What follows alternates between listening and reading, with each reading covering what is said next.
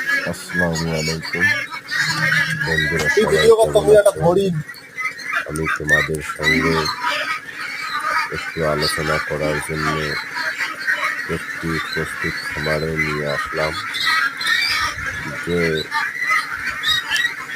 Fish and poultry ফার্মে নতুন সংযোজন হতে যাচ্ছে এই জাম্বো পিকিং 30। আমি সেই উদ্দেশ্যে একটি খামারে এডিট করতে এসেছি।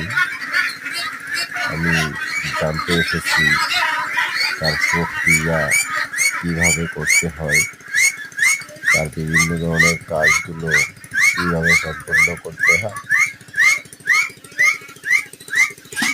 এসে দেখলাম একটি বাচ্চা হাঁস 30 দিন বয়স হাতে নিয়ে দেখলাম